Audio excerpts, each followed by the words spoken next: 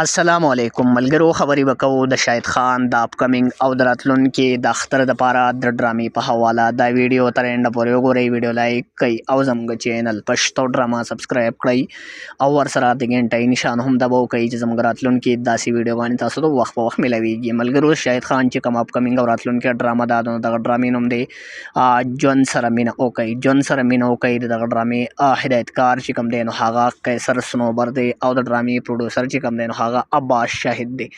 د ډرامې کیمرامین چې کوم دی نو هغه خالد محمود دی او ایډیټر یې احمد یار او راجو ولی دی.